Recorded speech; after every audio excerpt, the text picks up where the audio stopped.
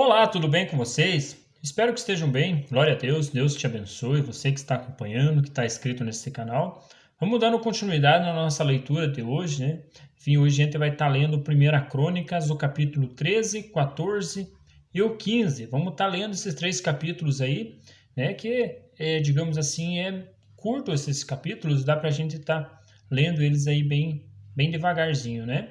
Enfim, então vamos lá. Senhor nosso Deus, nosso Pai, mais uma vez, Senhor, nós te pedimos, Senhor, as tuas misericórdias nas nossas vidas, Senhor, e que o Senhor venha nos orientar com a tua palavra, Pai, em nome de Jesus. Amém. Glória a Deus. Enfim, aqui cabe a gente reforçar, né? Cabe eu falar para vocês que 1 Crônicas aí, ele vai estar contando já os assuntos que a gente viu lá em Reis, né? E 1 Reis, 2 Reis, ele vem dando uma completada naqueles assuntos, né? Enfim, é igual, digamos assim, o Novo Testamento. Se a gente olhar os quatro evangelhos, um vem completando os outros, né? Enfim, era por aí, né? Então, vamos lá, no capítulo 13, fala bem assim, ó. Depois de consultar todos os seus oficiais, os comandantes de 1000 e de 100, Davi disse a toda a Assembleia de Israel: se vocês estão de acordo e se esta é a vontade do Senhor, o nosso Deus, enviamos uma mensagem a nossos irmãos em todo o território de Israel e também aos sacerdotes e aos levitas que estão com eles em suas cidades, para virem se unir-se a nós. Vamos trazer de volta a arca do nosso Deus, pois não nos importamos com ela durante o reinado de Saul, né? Então, para a gente entender que Saul também não se importou com a arca, né? E agora o Davi ali, ele já fala, olha, o reinado de Saul nós não nos importamos com ela, e agora vamos buscá-lo, né? Toda a Assembleia concordou, pois isso pareceu bom a todo o povo. Então Davi reuniu todos os israelitas, desde o rio Sior, no Egito, até Lebo-Ramate, para trazerem de Kiriat-Jearim a arca de Deus. Davi e todos os israelitas foram a Balá, que é Kiriat-Jearim, em Judá, para buscar a arca de Deus, o Senhor que tem o seu trono entre os querubins, a arca sobre a qual o seu nome é invocado, né? Da casa de Abinadab levaram a arca de Deus numa carroça nova, né? Conduzido por Uza e Aió. Davi e todos os israelitas iam dançando e cantando com todo o vigor diante de Deus ao som de harpas, liras, tamborins, símbolos e cornetas, né? Então eles iam cantando e dançando aí na frente da carroça e a arca ia indo junto. Mas vale lembrar, né, que não era o jeito correto de carregar a arca, né? Então, ali se tivesse 4 sacerdotes ali, né, dos levitas, cada um pegasse aí num dos lados da arca, eles poderiam estar conduzindo aí bem tranquilo, não precisavam pôr numa carroça, né? Por isso que, de alguma forma, a gente vai se deparar aí no contexto aí de uma morte de um camarada aí, né? Da casa de Abinadab levaram a arca de Deus num carroção novo, conduzido por Uza e Aió. Davi e todos os israelitas iam dançando e cantando com todo o vigor diante de Deus, ao som de harpas, liras, tamborins, símbolos e cornetas, né? Eu só repeti esse assunto. Quando chegaram à eira de Quidom, Uza esticou o braço e segurou a arca, pois os bois haviam tropeçado. A ira do Senhor acendeu-se contra Uza, e ele o feriu por ter tocado na arca. Uza morreu ali mesmo diante de Deus. Davi ficou contrariado porque o Senhor, em sua ira, havia fulminado Uza. Até hoje aquele lugar é chamado Peres-Uza. Naquele dia, Davi teve medo de Deus e se perguntou: como vou conseguir levar a arca de Deus? Por isso, desistiu de trazer a arca para a cidade de Davi. Em vez disso, levou-a para a casa de Obed-Edom de Gate. A arca de Deus ficou na casa dele por 3 meses. E o Senhor abençoou sua família e tudo o que possuía. Então, a arca de Deus, para ser, digamos, a nossa vida, para ser abençoada, tem que estar na nossa casa, né? Então, através de Cristo aí a gente pode estar com essa arca na gente mesmo, né? Digamos, dá para falar assim, que Deus não habita em templos feitos por mãos humanas, né? como no Antigo Testamento também ele não habitava. A gente viu ali, né, que ele fala sobre a casa que foi feita por Salomão ali, foi só em honra ao nome dele, né, como a gente leu, né. Enfim, hoje ele vive em pessoas, né.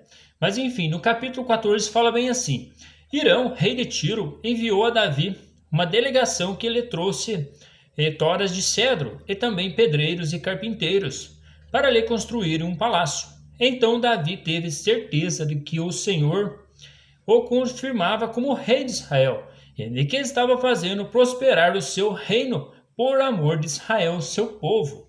Em Jerusalém, Davi tomou para si mais mulheres e gerou mais filhos e filhas.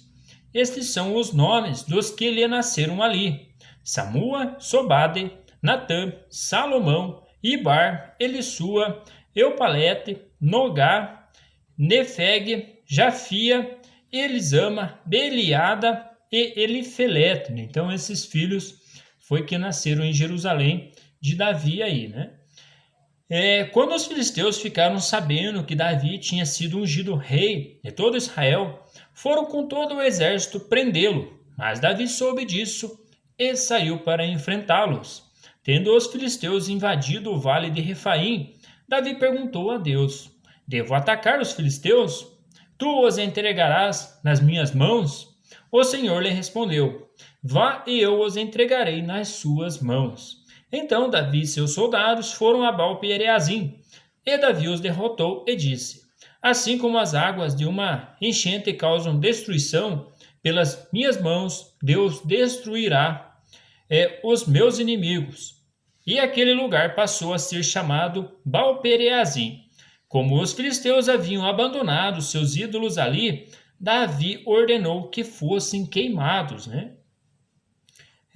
Os filisteus voltaram a atacar o vale. De novo, Davi consultou a Deus, que lhe respondeu: Não ataques pela frente, mas dê a volta por trás deles e ataque-os em frente das amorreiras.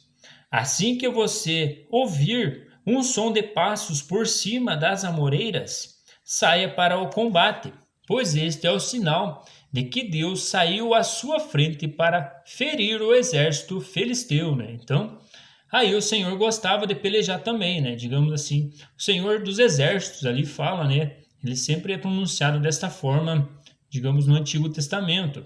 E ele gostava de se manifestar, né? Nessas lutas aí, desse jeito aí, né? Confirmando a Davi que ele ia ter sucesso na luta, na guerra, digamos assim, né? E Davi fez como Deus lhe tinha ordenado, e eles derrotaram o exército filisteu por todo o caminho, desde Gibeon até Gezer. Assim a fama de Davi espalhou-se por todas as terras, e o Senhor fez com que todas as nações o temessem, né? Então, Davi ficou famoso aí, né? E travava as lutas com o Senhor, né? Então, a nossa luta também para ter vitória tem que ter o Senhor na frente, né? E hoje a gente vive na graça de Cristo, né? Ele que nos proporciona toda essa paz, toda essa gratidão e toda a gente prosperando também aí com Cristo aí nesta terra aí, né? Enfim, no capítulo 15 fala bem assim, ó. Depois que Davi tinha construído casas para si na cidade de Davi, ele preparou um lugar para a arca de Deus e armou uma tenda para ela. Então Davi disse: Somente os levitas poderão carregar a arca de Deus, pois para isso o Senhor o escolheu e para ficarem sempre a seu serviço, né? Então dá para a gente entender que Davi também entendeu como que se carregava a arca e quem que carregava ela, né? Davi reuniu todo Israel em Jerusalém para trazer a arca do Senhor para o lugar que ele lhe havia preparado. Reuniu também os descendentes de Arão e os levitas. Dos descendentes de Coate, Uriel, liderando 120. Dos descendentes de Merari, Asaías, liderando 220. Dos descendentes de Gerson, Joel, liderando 130. Dos descendentes de Elisafa, Semarias, liderando 200. Dos descendentes de Hebron, Eliel, liderando 80. Dos descendentes de Uziel, Aminadab, liderando 112. Em seguida, Davi convocou os sacerdotes, Zadok e Abiatar, os levitas Uriel, Asaías, Joel, Semaias, né? Aí já tem 4 levitas, dá para a gente entender o contexto aí, né? Vocês são os chefes das famílias levitas. Vocês e seus companheiros levitas deverão consagrar-se para trazer a arca do Senhor, o Deus de Israel, para o local que preparei para ela. Pelo fato de vocês não terem carregado a arca na primeira vez, a ira do Senhor, o nosso Deus, causou destruição entre nós. Nós não o tínhamos consultado sobre como proceder. Então, os sacerdotes e os levitas se consagraram para transportar a arca do Senhor, o Deus de Israel. E os levitas carregaram a arca de Deus, apoiando as varas da arca sobre os ombros, conforme Moisés tinha ordenado, de acordo com a palavra do Senhor. Então, aqui fica bem claro assim, dá para a gente entender, né, que a palavra do Senhor é o que nos basta, né? Ela serve para nos orientar, ela nos defende e ela nos acusa também, né? Enfim, desse fato que, digamos, particularmente eu entendo as escrituras dessa forma, né? Ela nos defende e também ela nos pune também, né? Davi também ordenou os líderes dos levitas que encarregassem os músicos que havia entre eles de cantar músicas alegres, acompanhados por instrumentos musicais, liras, harpas e símbolos sonoros. Assim os levitas escolheram Hermá, filho de Joel, e Asaf, um parente dele. Dentre os Meraritas, seus parentes escolheram Etã, filho de Cuxaias, né? E com ele seus parentes que estavam no segundo escalão, Zacarias, Jaziel, Semiramote, Jeiel, Une, Eliabe, Benaia, Macias, Matitias, Elifelel, Micanias, Obed-Edom e Jeiel, os porteiros. Os músicos Rema, Asaf e Etã deviam tocar os símbolos de bronze.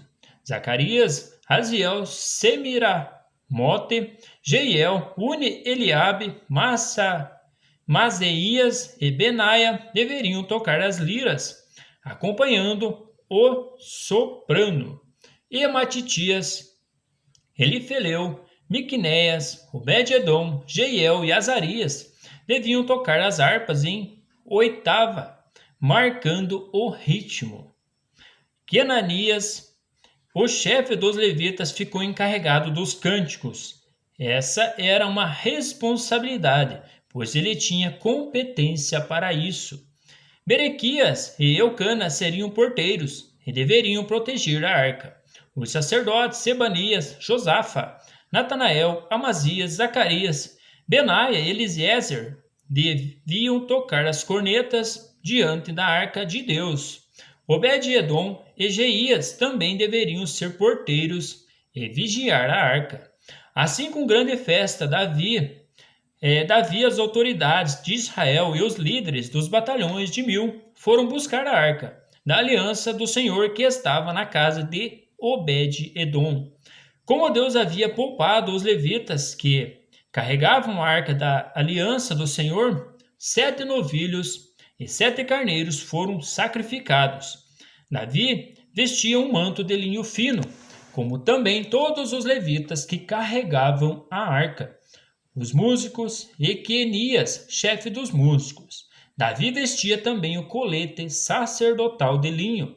E todo o Israel acompanhou a arca da aliança do Senhor alegremente ao som de trombetas, cornetas e símbolos, ao toque de liras e de harpas. Quando a arca da aliança do Senhor estava entrando na cidade de Davi, Mical, filha de Saul, observava de uma janela. E aconteceu que, ao ver o rei Davi dançando e celebrando, ela o desprezou em seu coração, né?